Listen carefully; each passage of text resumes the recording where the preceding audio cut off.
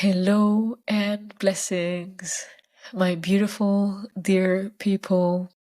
What a day, what a meeting, what an experience. I'm honored to share this space. I have full body shiver as I'm speaking. I am so honored to share this space with Riya Sokol. She is a dear friend and a beautiful artist and a beautiful person who, whenever I have conversation with, is reflecting so much light through her beautiful, pure heart. Riya, I'm so honored to have you. I remember our physical meeting for the first time. I remember afterwards feeling, oh my God, this lady is so connected. The way that I could feel that you are reading the space, reading interaction, reading communication was exceptional, and the level of positivity that you are bringing to every conversation that I had with you until now, and probably to this conversation as well, it's a wow. It's a whole beautiful energy to hold. So practically, Ria is an artist, a singer, an artist of the heart that is going through the world and expressing her wisdom through music and sound and movement and leading her life and the people around it through that. Welcome, my dear. So lovely to be your guest. So lovely to see you again online, but having in my experience this beautiful meeting in physical world. Thank you for the invitation and thank you for the magic that will unfold. I can feel it now. So beautiful. When I'm tapping in within me, I feel that already the days, we can say the time in Thailand, we were somehow in each other orbit, but we have never met there, right? This is what happened, yeah. Yeah, and then if I am correct, that was a beginning of a whole chapter in your life. I think we're talking about 2018. This was the year. And for me, this was the moment of my last episode, depression episode, my biggest breakdown and my last episode, the last time I felt like I want to choose not to live. And since then, I feel liberated and I feel free and I feel healthy. However, it was the end of my 5 years journey of clinical depression that was diagnosed. Yeah. Just for the inspiration, because I'm assuming some of the listeners still are not aware of your magnitude. How far was the shift? Like, how far did you go? Can you share just a glimpse of where are you and what are you doing now? And then we take the journey together. So just now, I'm very experienced and very recognizable speaker and singer here in Poland. I lead a lot of people through different transitions from the place that they struggle or they are unfulfilled or they are unhealthy or in any way not content with their lives into the sacredness of life, into recognition of what it means to be blown away by every breath. And this sometimes leads to reparation of relationship. Sometimes the side effect is earning more money. Sometimes the side effect is making multi-million business. There are so many side effects of what can possibly happen once we start to recognize what life can be and what is the potential of us being here, because the potential is, it's just, do we use it or do we not? So beautiful. And like I'm saying to myself, you were just saying so little of your magic. So little. of your magic, I feel that the movement between feeling depressed and holding yourself to how much you evolved and grow and how much you've led yourself is, for most of the people, will appear as unreal. And we can also say that in a very short period of time. There were jumps upon jumps during this period. But so for those who do not know, whatever Raya said now is just a tiny bit. You can follow her and find more. But I want to go to this energy of depression as, in my heart eyes, what is happening in depression is that you are holding your voice, you're holding your knowing, you are holding your soul contract, your life mission, your supreme destiny, you're holding it behind and you don't allow yourself to follow it. Was that the experience for you as well?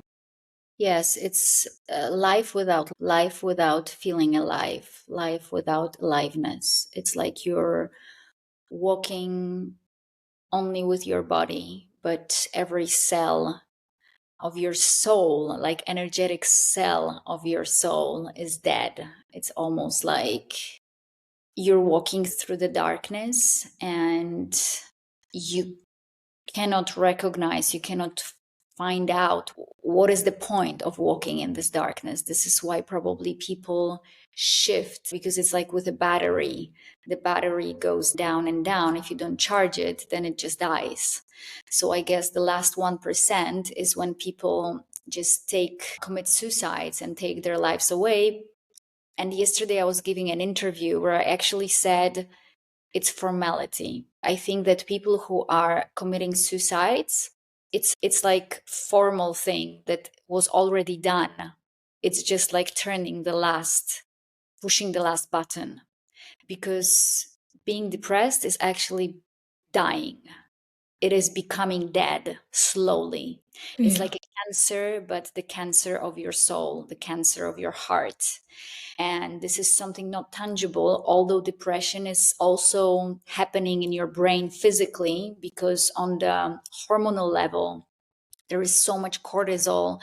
There is the tryptophans, the amino acid that is responsible for our serotonin, is just being stopped, and it cannot create serotonin, which is the hormone of joy, of feeling alive. So there are things biologically happening in our bodies, in our brains, but everything starts with energy, everything starts with a thought. So we start with the thoughts, we start with the energy that is slowly dying and dissolving, and then it's just there is this last 1% where you get to decide, are you going to recharge or are you going to let go Yeah. and Yeah. decide not to charge?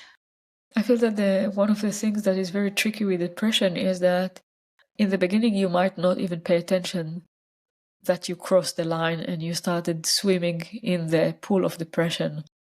You're just functioning, as you said, you're functioning and you're not aware that you lost. You lost your magic, you lost life, you lost divinity. This was literally my case.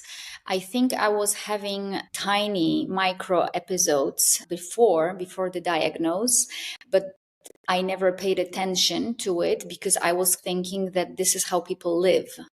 And then when I heard from my psychiatrist that actually it's a diagnose and it's like it's serious now, it's almost like we didn't see the snowball that was becoming bigger and bigger, and then we suddenly saw it when it was massive, and then he said, whoa, this is serious, you're ill.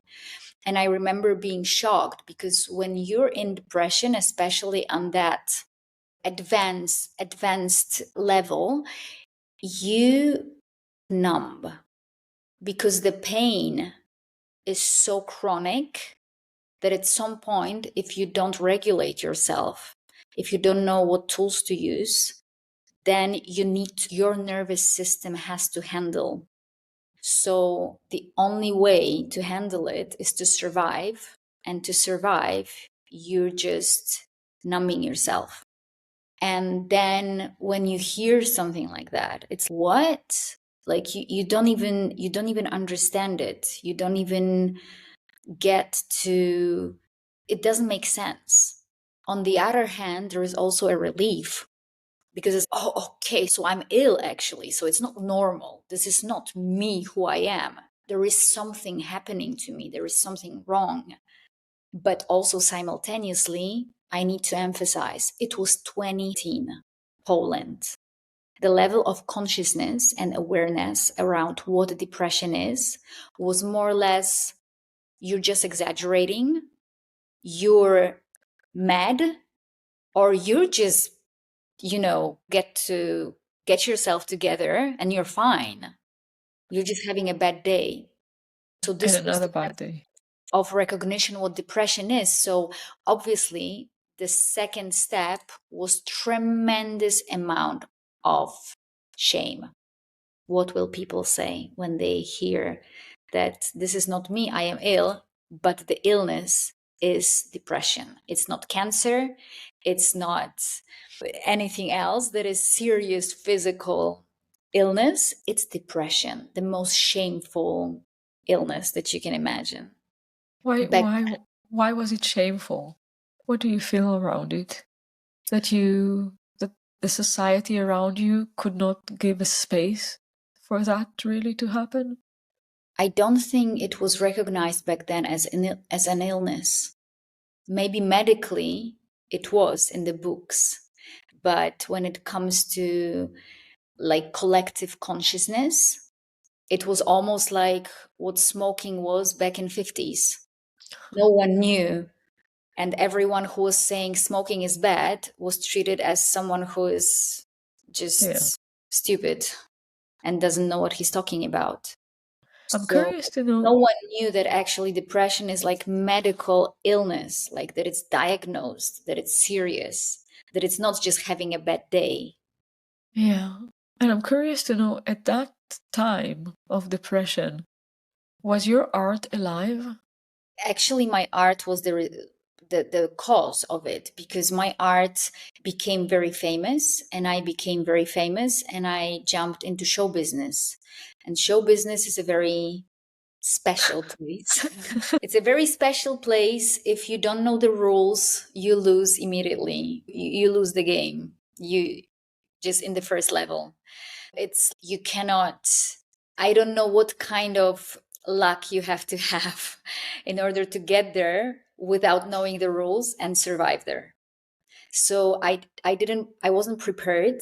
It was out of the sudden. I didn't dream about it. It was just, it happened because my art became so famous. I made a video clip and a song that just became viral and people were crazy in love with it. And within thousands, hundreds of thousands of comments that were thanking me for saving their lives, for giving them hope, for just all the transformations that happened through one song, I found two comments that were against me, that were hating me with the most brutal way, and that hit right in the spot of my wound.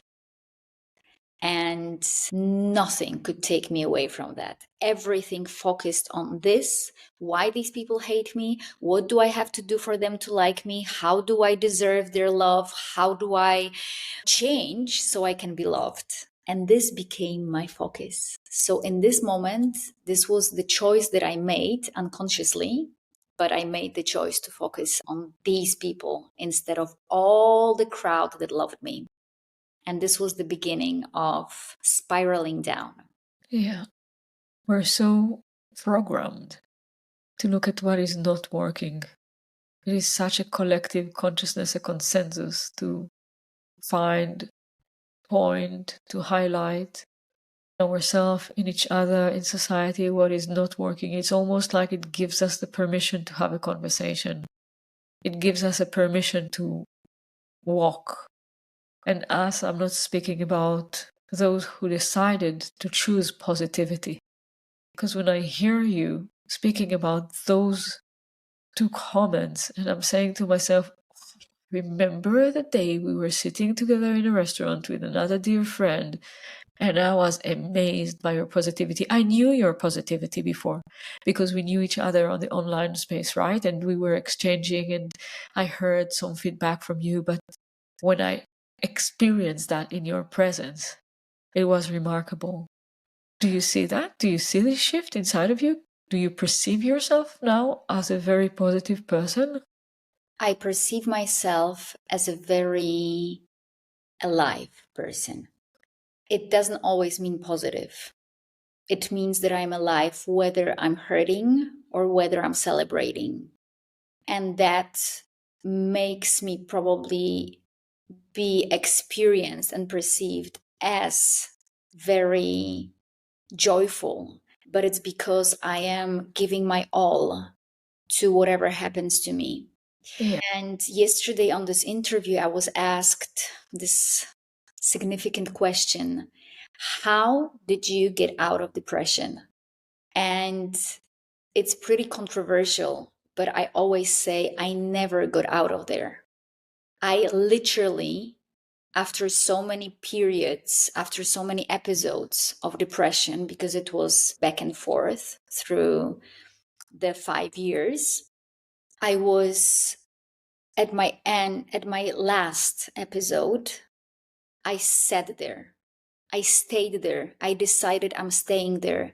And literally, you know how you sometimes turn off the light and you're sitting in the darkness, and at first you cannot see, you're scared, Yes. nothing, everything disappears.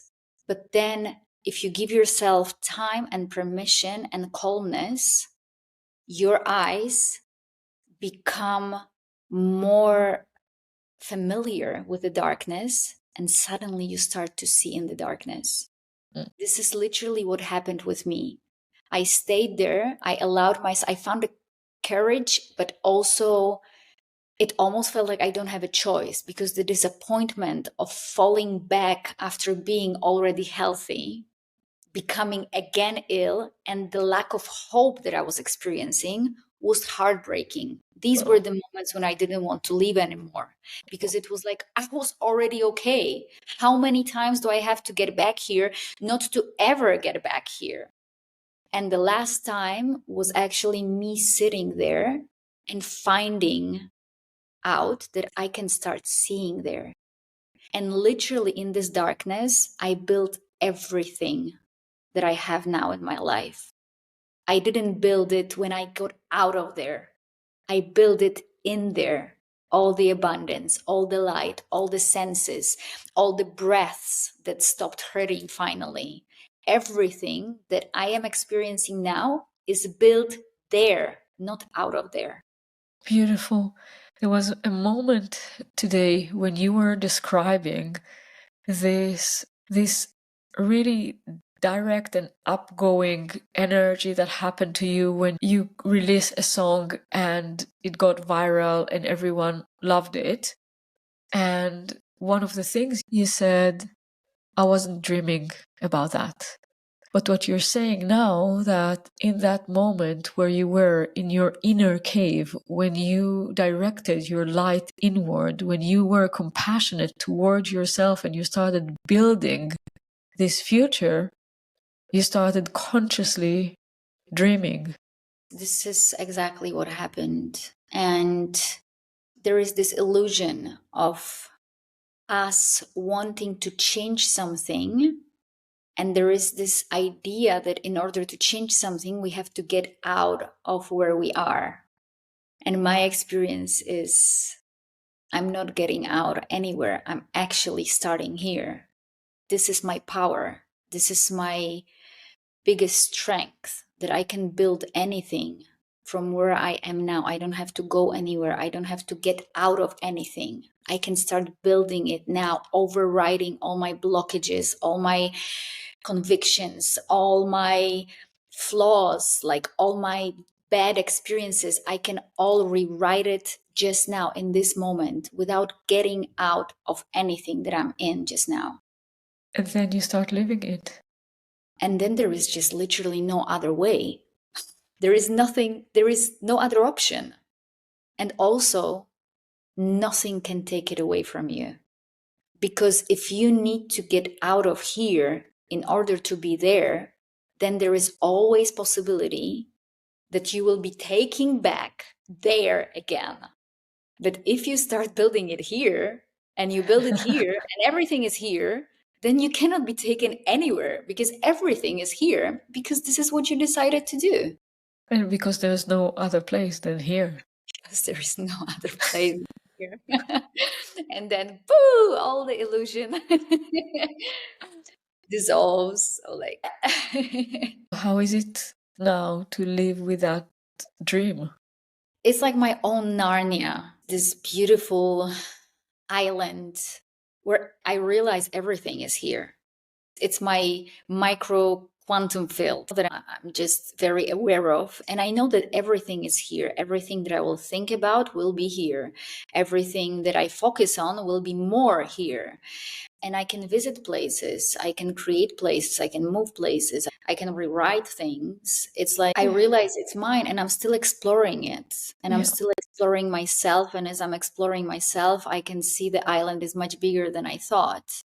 So it is something that requires a lot of courage, because big dreams are fantastic when it's different to say that big dreams are difficult to be fulfilled. It is easier to say that than to actually realize that it's possible. Because once you have a big dream and then it arrives, for me, sometimes it can paralyze me. It can just scare me to death. So this is a dance between taking responsibility for my dreams and staying available for them when they arrive. I hear within me showing up for them, showing up for those dreams, being the person in that dream. It is, I would say, people can have the money to buy a car. Not necessarily they have their presence to drive safely, to take care of the car. People can have the charm to have a partner, or can be pregnant and have a child, but not necessarily have the presence to be this beautiful lover, to be this beautiful parent. So when you're saying my responsibility towards my dream, I have the feeling that this responsibility is the key, I would even say, for really magical manifestation, because you are showing up for what you were weaving in the astral. You're showing up for what is there in the quantum, but have this portal to be here in the physical. You're showing up as that. And it is, when you were saying about here and there, we were, in the context of our conversation, we were speaking about, okay, depression or something that doesn't work physically, and then you go out of it. When I was listening to it, I was saying to myself, how many people cannot come into peace with themselves, with their body, with the way that they speak, with their history, with their family, with, I don't know, whatever they have, cannot come in peace and are having this idea that if they will change that, if they will lose weight, if they will speak better, if they will write better, if they will change their physical appearance, right? If they will end a certain relationship or start a certain relationship only when they get married, on all of those fake dreams, which is not yours. Probably it's a society dream, your mother dream, your grandmother dream, but not necessarily your dream, not your soul dream. I have a feeling that when we're saying being responsible for your dream is also being responsible of who you are, of what you've received, of all your magic. Of who you are, and also who are you becoming. Because it's, I think my biggest disappointment in life was that I always thought that there is a certain path of mine and that I need to find it. Half of my life and my spiritual path was all about finding the right path, finding what is my thing? Like, where is it? Is it there? Is it there? And searching and looking and having this energy of like, where are you? I'm here. I'm ready. Just show up for me. And like the biggest cold shower on my face, like a splash, was like, there is no path. You freaking create one.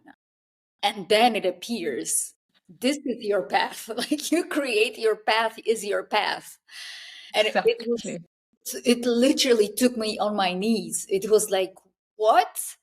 So I, like, me, but where is this person who decides about it? I thought there is one, like there is this boss or whatever. Yeah, there is. And I feel so exactly. And I know many times my spiritual awakening where I receive my life purpose. And so many people are saying to me, so what happened there? What did you receive? What have you seen? How does it look? What are you doing? And it's like, I cannot say what it is. It's full, just light, full transparency. Everything is possible. It's like, how can you give words? Even now, saying those words, it seems so, oh my God, how can you give words to that? Because the mind wants to attach to an idea, to a formula, to a proven way, without realizing that by that you're getting lost. We're laughing now, but I'm sure that there are some people who are listening now that are trying to puzzle. Okay, so what do those ladies are saying? But There's no formula. this is the magic of these encounters, because there are certain encounters where we start to have a conversation, but the conversation that happens in the physical realm, on the level of logic, on the level of words, of articulation, of verbalization, is only on the surface. But underneath, there is a second simultaneous reality and conversation happening. And if you are able to get to that, if you are able to listen to our meeting, to our conversation, to your podcast on that level, beyond words, beyond what actually we are talking about, beyond the subject, and actually dive deeper and start feeling what is happening there, that it's not only us humans speaking, but there is also like the two souls that are talking, that there is deeper divine conversation happening, and there are no words there, then you get to realize that words are only like an Yeah, excuse to be able to feel, to go deeper. And this is the tool that I found, like speaking, having conversations like that, storytelling, dancing, expression. But it's something to get people out of logic, to get people out of what they think they saw and what they predict can happen on